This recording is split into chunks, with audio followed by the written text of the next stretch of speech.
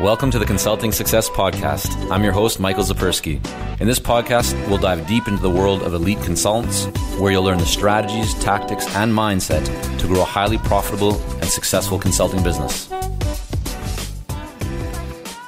Hey, it's Michael Zapersky, and today I'm very excited to have Jason Bay joining us. Jason, welcome. Hey, thanks for having me on, Michael. I'm looking forward to it. So you consult for, and you also provide done-for-you services for, B2B sales reps, SMBs, nonprofits, really to help them to set appointments and do more effective prospecting. Let's start off by just having you share, how did you get into that world of prospecting? So when I left my corporate job in 2013, I was a VP of marketing. And what I was doing was primarily running and starting a marketing department from scratch for a large construction company. This is about $35 million or so. They did residential repaints. And I wanted to leave them because I was like, hey, this is cool. I want to help other companies do this. So I sort of experienced the pain points myself that I didn't really know how to do outbound. I was working in a business to consumer industry, and I didn't know, like, once the pipeline dried up, word of mouth, referrals, that sort of thing, I didn't really know how to go hunting for business. And I wasn't at the point where I felt like I could create a lot of content and things like that because I didn't really have a niche either.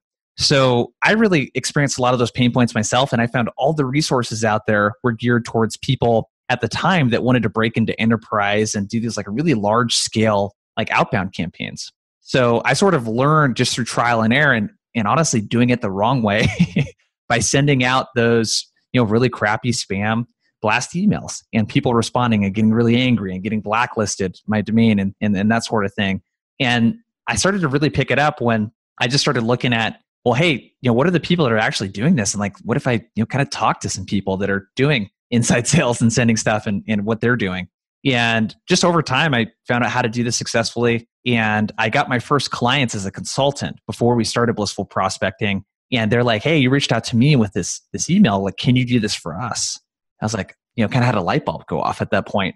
I was like, yeah, we can do it. I had no idea how to price it or what the engagement should look like. And we started out charging $800 a month, and for done for you stuff. And now we do $3,500 a month, so I learned a lot along the way, but it was really through my own personal struggles of building a sales pipeline and not being able to really do it effectively that we started Blissful Prospecting, because we just didn't see resources out there for small businesses and people running small shops. Yeah, no, it's interesting because I think prospecting is an area that many consultants avoid and quite frankly, they dislike. Yeah. Why do you think that is? I mean, from your own experience of doing prospecting and not having it work and then figuring out how to make it work, why do you think it's so uncomfortable and just an area that a lot of people shy away from?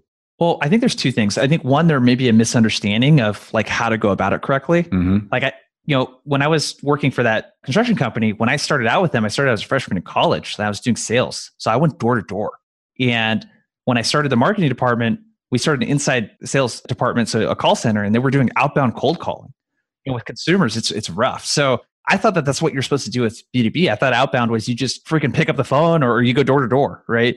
So I think like knowing that it doesn't have to be the old school way, like you don't have to pound the pavement, make a bunch of cold calls and do all this other stuff, and it doesn't have to suck. So I think that's the first part, is the mentality around it. The second part is, if you know who you're reaching out to and you know a little bit more about what that person does, like in their job, what they're trying to accomplish, challenges that are keeping them from accomplishing that, you can start to use language and lead with a challenge in a cold call. You can lead with a challenge in a cold email. And people resonate with challenges. It's the way that we empathize with people, right? Is by sharing a challenge and showing that person that I might not have walked in your shoes, but I kind of understand what it is like to walk in your shoes. So give us an example of what that looks like. I want to make this like really tangible for everyone listening. Sure. Maybe something you've done in a recent campaign. Yeah. So I'll give you an example. So we work with nonprofits a lot, and they're very hard to sell to, by the way, because they do budgeting like once a year. But an example of this is we're reaching out to chief revenue officers at nonprofits. When we first started doing this, we didn't know how to talk about their goals. We said, hey, we can help you, raise revenue. And one thing that when we started having conversations with chief revenue officers that we figured out is that they actually use the word impact. They don't use the word revenue. And they use fundraising. That's how they talk about this stuff. Mm-hmm. And when I started asking them just through calls about what their challenges were, I heard all kinds of interesting answers. But primarily it focused around, we're really tight on bandwidth. Our development department is being pulled in 100 different directions, and we don't have the time to do the prospecting. Or we know who to reach out to. We just don't know how to get their attention. Those are the two big things I heard in almost every call that I did. That's so interesting what you're saying though, right there. Like just to jump in for a moment, because I don't want people to pass that. And that is that, the importance of really honing in on the language that your ideal clients are using, right? So you start off talking about revenue. Well, that's not what they were using, right? They are using fundraising or impact. That though also leads to the question of like, I think people will get that and go, yeah, that makes sense. Maybe I'm not using the right language. And that's why I'm not getting the response that I desire. How do you then get those first few conversations to be able to actually identify what language your ideal clients are using? Well, so you're saying, hey, if I'm starting from scratch and I have no clients? Yeah. Yeah. So if you're starting from scratch, this is exactly how we started Blissful Prospecting. So as a consultant, what I did is I had a hypothesis. I used LinkedIn and Sales Navigator, and I said, you know what? Like, I think that there are other people out here like me that are having this challenge. I'm going to look up and create an account profile on LinkedIn and say, hey, this specific industry that sells, because I had a lot of experience in construction. I was like, well, what about the people that sell business to business to construction companies? So software companies, professional services, et cetera. Mm-hmm. What if I create some profiles in there and just start reaching out to them on LinkedIn? And that's what we did. We did a lot of that. I would hop on 15 to 20 calls a week, and I'd just say, hey, I found you through here. I'd say something personalized. And then I'd say, hey, having any challenges these days? Is there anything we might be able to help you out with? And I got a lot of responses. Some people didn't respond. Some people were like, hey, we're good. And other people were like, well, hey, I noticed it looks like you help businesses with this. Like, let's chat.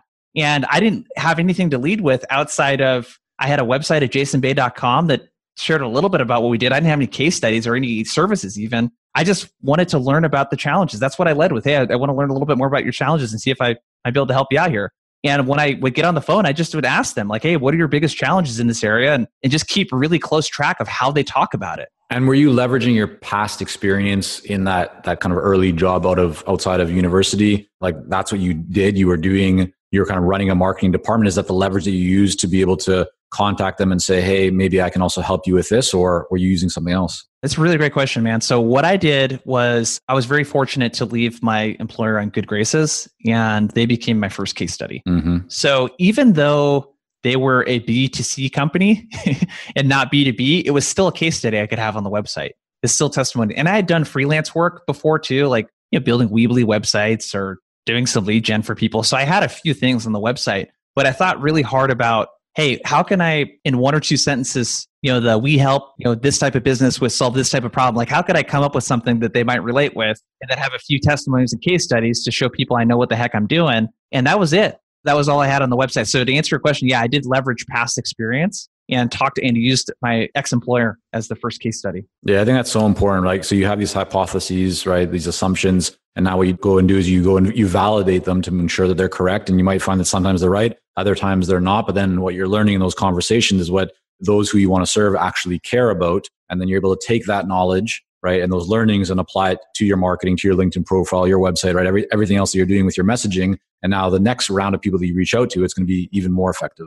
Exactly. I would think of this a lot like when you're first starting out, you're kind of traveling with just a compass versus a GPS. Mm-hmm. So you know which general direction you should be going, but that's about it. And then as soon as you get on the road and you start seeing signs, you start talking to people and doing all this other stuff, you start to figure out a little bit more about where exactly you're supposed to go.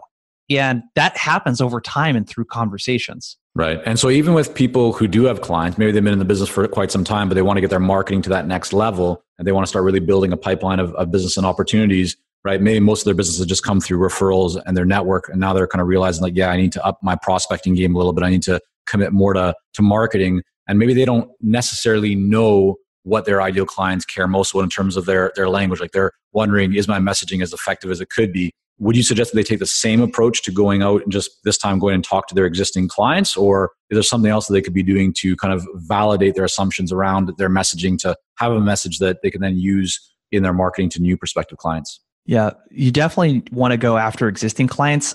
And I'm under the assumption that you have clients you like working with. Mm-hmm. So that's first, right? If you're serving clients you like working with, they're paying you, the amount that you want to get paid, et cetera, then go with that. So the way that you want to approach this is we started working with nonprofits, by the way, by accident. So someone just approached us and they're like, hey, this looks cool. Can you do this to help us with corporate development? What we didn't know is that would be like one of our most successful case studies. So what it made us realize, because we never reached out to nonprofits directly and did outreach to them, is that the best way to do outbound is if you have a very specific case study. Mm-hmm. So you want to appear, especially as a consultant, you want to be a specialist. So when we started looking at nonprofits and I was like, hey, I think we got something here. My next task was to make sure that they were a good case study. The task after that was, well, let me talk to our client and figure out a little bit more about how they talk about stuff and like the language that they use and why they decided to hire us and what position they were in. And like, I wanted to get down to like the specific situations that they came across throughout their workday or work week where they would talk about the pain points they were having with prospecting. Like that's how specific that I wanted to get.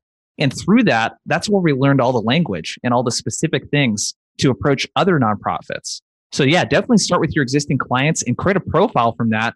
And the number one reason why you should niche down into ideal client profiles is because the case studies that you share are going to be so like dialed in and specific. I wouldn't be able to use a professional services case study for a nonprofit. You know what I mean? Like it's just not the same type of company. Yeah. And I mean, this is exactly the reason why we so often recommend to our coaching clients to really do exactly that, to hone in on the ideal client, because even from a marketing perspective, right, a messaging perspective, a service offering perspective, the more kind of segments or different groups or different types of clients that you have to then update and change all those things, right? If you're going to have a message going to one type of industry, that works. But then if you want to take that to a different industry, now you got to change your messaging to be relevant for them, or as you said, your case studies for them. And so the more that you add, the more different markets that you go after, right? Just the more complexity that you add. It's not that it can't be done, but if you want to be running very lean, very efficient, very profitable, especially kind of in the early days of your marketing, getting a very clear focus and then just building around that until you've, built to a kind of great enough level is almost always the best way to go. Absolutely. The big thing is that people want, when they receive cold outreach, they're thinking a lot of different things. But first, the person's thinking, who is this? What's in it for me? And the second thing is that, is he or she one of us? Like, are they speaking my language?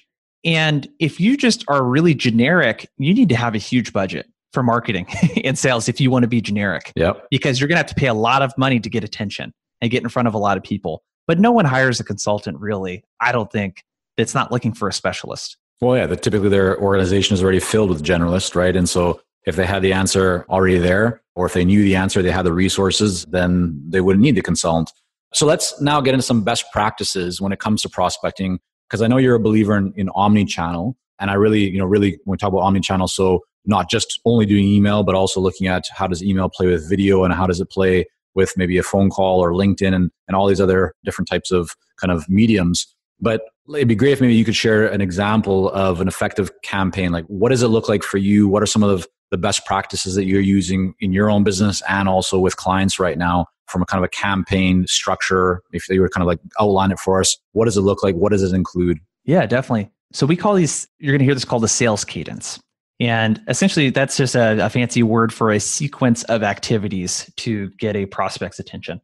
So the cadence structure that I find most effective is if you're a consultant or, because like it's my wife and I run our business and then we work with 6 or 8 freelancers, so we're lean. We don't have a lot of time to do a lot of cold calling and sending videos and doing all this other stuff. So my first piece of advice is don't treat prospects equally. And what I mean by that is people that you email, not all of them are going to open the stuff that you send them. They're not all going to be receptive of it. Spend the extra time you have focused on the people that are showing signs of engagement. So if you're sending emails, for example, like a cadence might look like this. So typically what you're going to want to have is 8 to 12 touches, and that's between phone, email, and you could throw social in there as well. Over what period of time would those 8 to 12 be typically? Everything depends on who you're reaching out to, but a good rule of thumb is 30 to 45 days. Got it. Okay. You don't want to have outreach less than 2 days apart. So, don't send an email to someone on Monday and then email them again on Tuesday. Like give it a 48-hour rest. But typically we find something that works really well like this. So week 1 might be send an email Tuesday, send an email Thursday. Email number 1 is going to be introductory email like, hey, we help so-and-so with these types of challenges. Is it cool if I send over a case study with a client that we've worked with like yours? You may or may not get a reply. The second email is going to include that case study no matter what. Now, week 2, what I'm looking at on Monday and Tuesday is who is actively opening those emails. Mm-hmm. And what you'll find, you should have an open rate above 50% ideally. So you should A/B test. Like most of our campaigns have 65 to 70% open rate, but you should be at least 50. So what you're going to find is if you sent 50 emails, 25 people opened them. And what you're going to find from that is that if you're using a sales engagement tool, you're going to find that there's certain people that open the email even more times than once. So you might have people opening the email half a dozen times.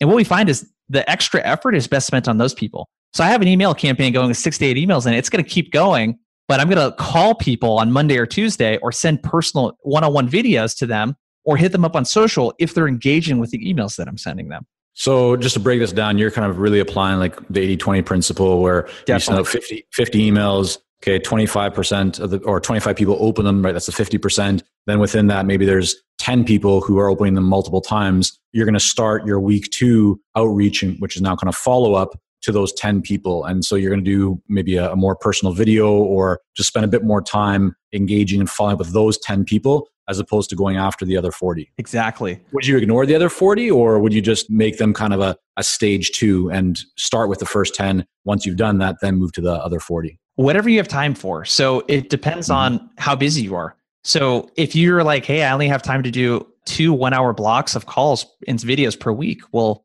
you're going to have to pick and choose, But if you have time to do more, I would call everyone that's opening up the emails.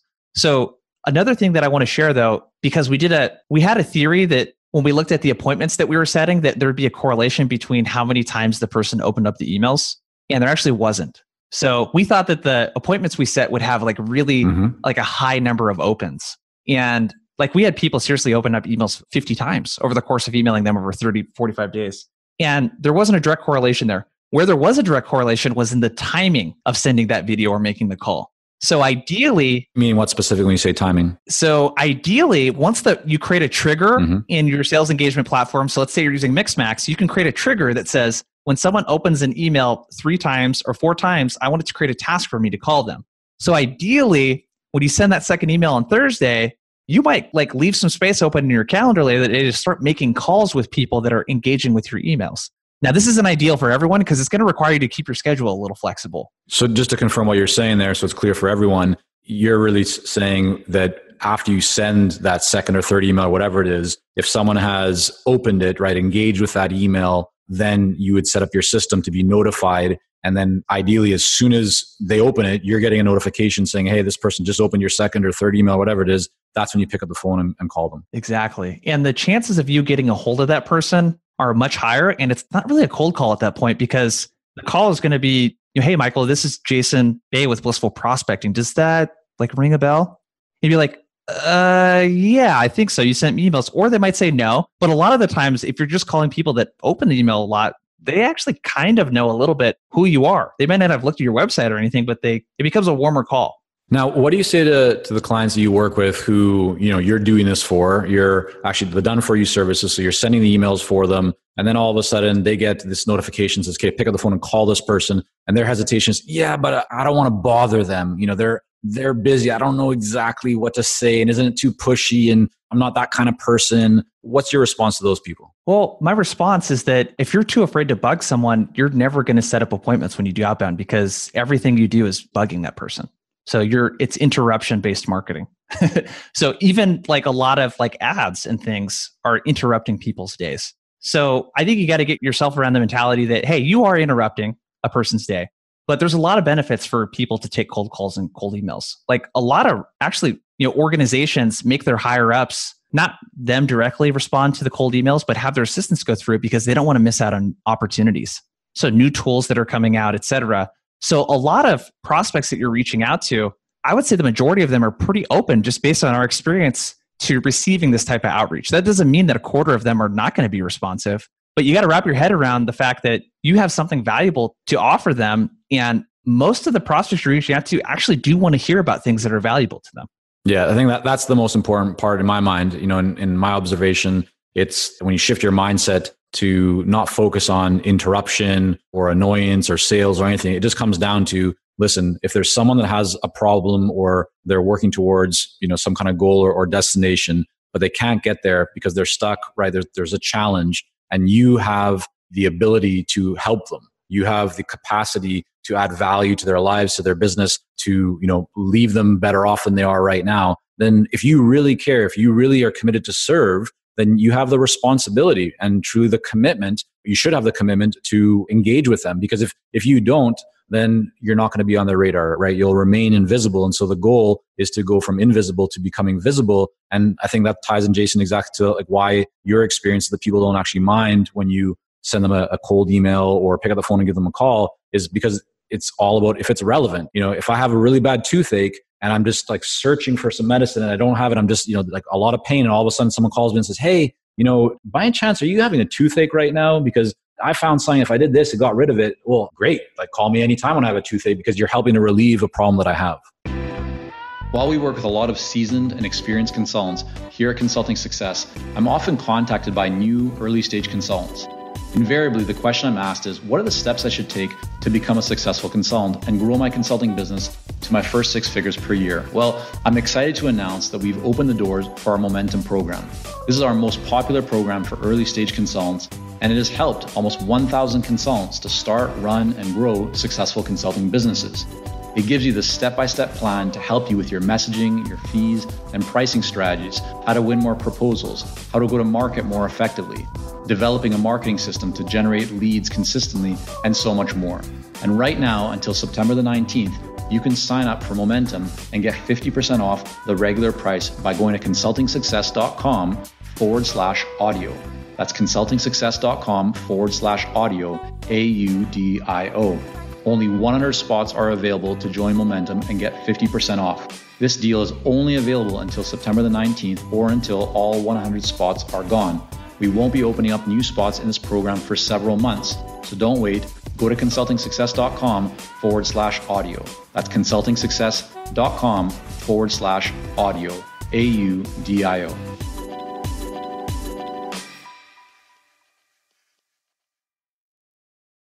Yeah.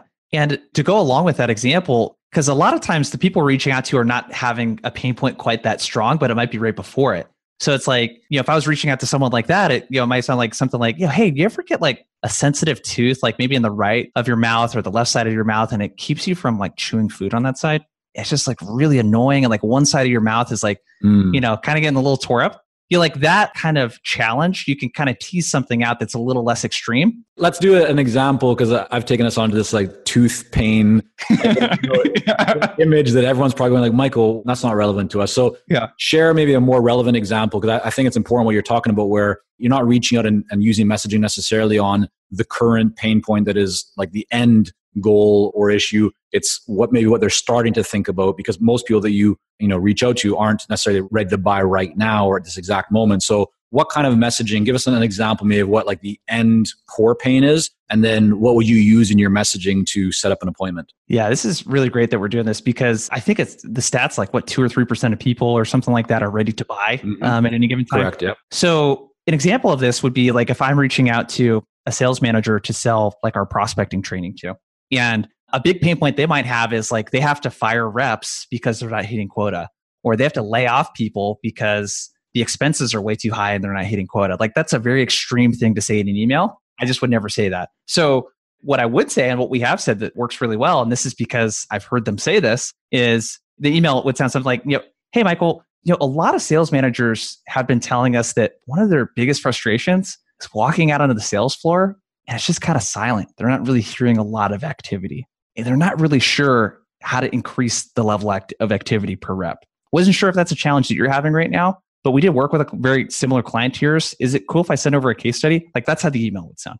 And so what you're finding is, if we just kind of look at some metrics right now, or targets that you work towards internally and with clients. So you said 50% open rate. What kind of reply rate do you aim for? So with reply rates, really what we care about more is like conversion into appointments. But reply rate's a good indicator of that. You just want to make sure it's not like negative replies, right? People saying interested a ton. Right. But you want to be 10% plus. So our best campaigns are 15 to 20% with cold outreach. So it's 15 to 20% of the 100% of people you're reaching out to. And what about actual appointment rate, you said? Appointment rates are going to vary, but we're looking for something between 3 and 8%. And it depends on deal size too. So if you're selling something really, that might cost $50,000 to $100,000, 3 or 4% conversion into a meeting is great. If you're selling something that costs $3,000 a month, you really want to be on the higher end. Right. That makes sense. So let's say that you've sent out this email, and actually before I move forward, do you ever do this through LinkedIn, or are you going in and using, email right away in most campaigns? I like using email as the foundation because I can get really good analytics. What doesn't exist with LinkedIn right now, just because of their APIs, is that you can't look at open rates across the board on LinkedIn or reply rates. So I look at email as the foundation, and then I supplement with calls, videos, email. Yeah, email is the foundation. I supplement with calls, videos, and LinkedIn. Got it. And let's just talk tools for a moment here. What are you using to kind of manage this whole process? Because we're talking about being able to send emails, be able to track different steps, being able to look at people in a pipeline, right? Videos, phone. So what are some of the tools that you use internally and that you recommend to clients?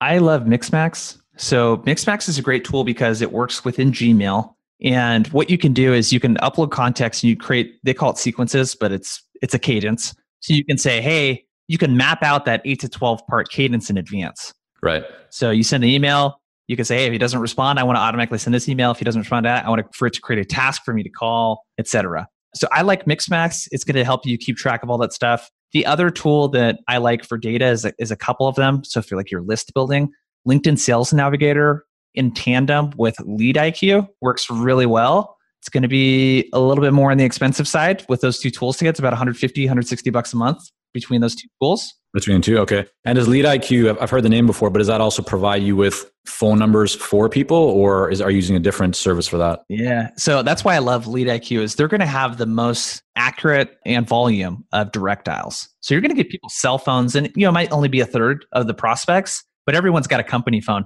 The reality of it is most of the calling that you're going to be doing is probably going to be through the company phone and leaving a voicemail. Right.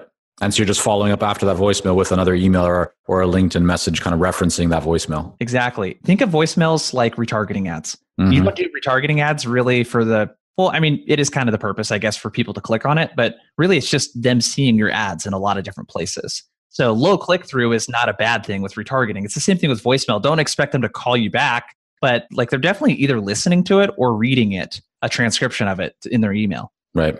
You're kind of creating this omnipresence where you're being seen or being heard or whatever everywhere, right? So they're always thinking of you. Makes sense. Okay. So any other tools that you use that you're a big fan of? There's so many of them, but those two are the ones that I like the most. Grammarly, I would say, is another one. It's a very simple tool, but you cannot and I'm bad at this, bad grammar or misspellings in your emails is a huge no-no. And Grammarly it's free to use. So definitely install that extension. Nice. Okay, good. So let's dive in now. So you mentioned some targets, right? 50% open rate, 3 to 5 or so percent in terms of appointments being set. Let's just say that you're sending out a campaign and you're not hitting those metrics, right? If the email open rate is only 25%, what do you do? So there's two things I'm looking at here. So the obvious one is the subject line. So your subject line needs to be between 3 and 6 words. And ideally, you have some sort of personalization in there. And you can do this through merge tags. You mean like first name or company name or? Yeah. So one of my favorite subject lines is Michael, was doing research and ... or was doing research on consulting success and ... It's a little bit longer, but it's got your name and your company name in it. And that has a really high open rate. So, okay. So you're saying people shouldn't do, hey, Jason, here's why you should buy my tool because it's better than something else. So yeah, probably not going to work, right? A little bit too long and a little bit too salesy. Yeah. The big thing is I always say is don't prospect to make a sale, prospect to start a conversation. You're not going to sell the person the first time you send a cold email to them or cold call them. 100%. Definitely. I think that's such an important point, right? Because I think a lot of times people look at sales and prospecting as pressure. It's like, I need to make a sale. I need to create this final result. But what they're missing is the whole human side of this stage, which is about building relationships, right? And the conversation is the first part of building the relationship. And that's why it's important to keep a fat sales pipeline too. So you don't, reek of, it's like they said in Super Troopers, right? Desperation's a stinky cologne. So right. You got to build a fat pipeline. So with subject line, I'm looking at, 3 to 6 words. I want to make it relevant. You could try testing 1-word subject lines too. Sales Loft did a really cool study on that, and that had the highest open rates actually. So sometimes we'll send an email that just says prospecting in the subject line. But the most important part actually, this is really underrated, is the first 2 lines of your email. People aren't thinking about the fact that a prospect is looking at the preview text too. So if the preview text of an email looks like a newsletter that they didn't subscribe to, they're not going to freaking open it, So those first 2 sentences need to be personalized. Give us an example, and I think you've already done that, but just to kind of recap for everyone here and for myself, what would be a good kind of opening first 2 lines? Maybe what's, your classic go-to first couple of lines? So if I'm reaching out to a nonprofit, it might be, hey, Michael, looks like you made a really big impact in 2018. Love that you were able to help 10,000 homeless people, keep up the good work. And then I'll go into the rest of the email. So the personalization, you want it to be scalable. So don't say like, oh, God, I got to go to the LinkedIn page and find out where they went to college. Like that stuff actually doesn't work that well. It needs to be contextual with what you're doing. So make it about like what they're doing in the business. So if I'm reaching out to marketing agencies, for example, to help them with prospecting, I know that marketing agencies care a lot about their portfolio. So when it's personalized, it's, hey, saw this project and here's what I liked about it. Like every personalization to a marketing agency is going to follow that same exact pattern. Saw this case study here. Here's what I liked about it. And it's repeatable and scalable and something you could have a virtual assistant do at that point. Right.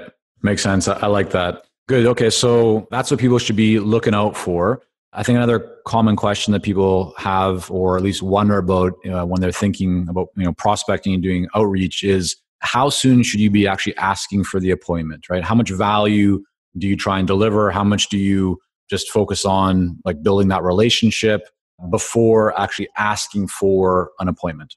This is a complicated one because it does depend. So it depends on a couple things. It depends on how high ticket your thing is that you're selling or how complex the sale might be. So if you're selling something that's very complex that has a long sales cycle and it's like a 6-figure plus deal, you're probably not going to get a meeting on the first email. Mm-hmm. Like you're kind of letting them know about you, like offering some value, sharing some content, some insights, maybe a case study, like et cetera. But if you're selling something more like probably most people are, like something that might be, I don't know, 15 to 50 grand, like total like job size over the course of 3, 6 months, 12 months, whatever, you can definitely ask for a meeting a little sooner. I don't like to do it in the first email, but that doesn't mean you shouldn't try it. So don't make it about hopping on a meeting. Like what I have been doing that's working really well is, we talk with a lot of sales teams, and I'd love to share with you like the best practices that the really successful ones are using right now.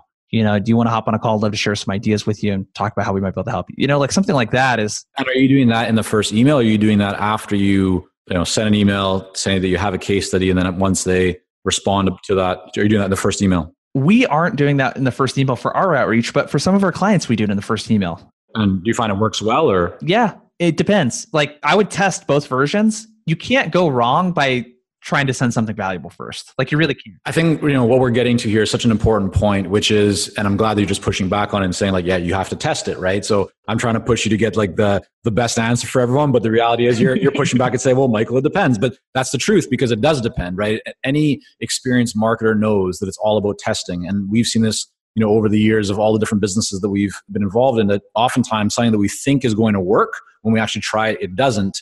And I can remember like putting out something, updating a web page with something that we thought, from a graphic that looked way better, but actually performed significantly worse, than something that looked a lot worse, but performed a lot better. So it does come down to testing things. But I think also what's important is sometimes people have that hesitation around, no, I need to put out something that's just perfect because I need to have the right first impression. And if I contact them now and, they don't respond, then I've, missed that opportunity with that person. But really what I think people need to keep in mind is that this is all about building a relationship, and a relationship isn't necessarily decided with just one, outreach. You have plenty of opportunities to get in front of someone. So, if you provide value, if you follow up, if you ask for a phone call and they don't say yes to it right away, it doesn't mean that you're done. It doesn't mean that you can't contact them again, right? You definitely can and definitely should. So anything else that you would add to that, Jason, in terms of just the mindset and also kind of the mechanics and what you do for your own business and for your clients in terms of, reaching back out to people even if they don't respond to you?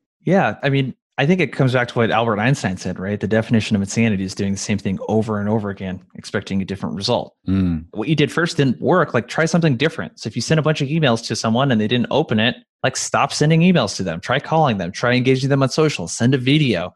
You absolutely should not quit. So, and again, it depends on like what I would suggest. You mentioned this earlier, 80-20 rule. Is have a list of dream clients and like logos you really want to work with. And then a list of like, just regular companies that would be cool to work with. The regular companies is probably going to be thousands or tens of thousands of companies. And it might not be worth going back to all of those because you have fresh lists. But your dream clients, it might be 50 companies that are like really ideal. It might take a year. Like I've had sales cycles, like our normal sales cycles, like 3 or 4 weeks. I've had sales cycles that are 8 months, So like I definitely believe in follow-up, and I think the stats are actually incorrect around follow-ups. I think you actually have to do a lot more follow-ups to get a sale than 8 times or whatever the stats say around it. But most people do give up after 2 or 3. I keep track of the cold emails I receive. And most of the time, the most amount of cold emails I've ever gotten is 4. That's it. 4 and like 2 calls. So they had 6 touches. That's weak. And like most of the people only reach out once or twice though. And how do you keep track of all that internally? Is that all done through Mixmax or using a separate CRM? What are you using to manage that process? Yeah, so we use Mixmax and Pipedrive. So if you're a consultant, and you're running a smaller shop and got a couple people on board, I love Pipedrive. It's very easy to use and Mixmax works directly with it. But most of this information, because it's like at the very, very top of the funnel before it even becomes an opportunity, lives in your sales engagement platform. So it lives in Mixmax or whatever other software you're using for this stuff. Got it. Awesome. Well, Jason, listen, there's a lot more that we could definitely be diving into. This is a big topic, but I want to thank you for bringing a lot of value to everyone listening here. I think there's plenty for people to, implement, think about, and decide then, how to best act on. But I want to also make sure that people can learn more about your work, kind of see what you're doing as well. So where's the best place for them to go to do that? So there's a couple things. So we didn't really get to dig into something we came up with called the reply method. If like what we shared today, you're just like, holy crap, like this is so much. We actually have a 5-step framework on a 1-page PDF to explain all this stuff that you can use as a checklist. And you can get that at blissfulprospecting.com/consulting. And again, that's just a 1-page cheat sheet that's going to run you through the reply method, which is basically a more structured version of like all the stuff that we did today. So you have something you can use. And then other than that, blissfulprospecting.com, there's tons of guides and content on there. I would do that to get a good idea of like what we do like for free. And if you vibe with what we're doing and you want us to either prospect for you or train you a little bit on how you can do this so that you're not spinning your wheels, let us know. More than happy to chat. Very cool. Yeah, I see that page that you put up there for the podcast for people to access that guide that you mentioned. So we'll make sure to link that up as well. And yeah, everyone, make sure that you check out what Jason is up to here. Again, thanks so much for coming on. Awesome. Thanks, Michael. All right, take care. Thank you for joining us on this episode of the Consulting Success Podcast. For more episodes and to subscribe, rate, and leave a review, head on over to iTunes. And if you'd like to develop consistent lead flow and a highly profitable consulting business, learn more about our coaching programs at consultingsuccess.com.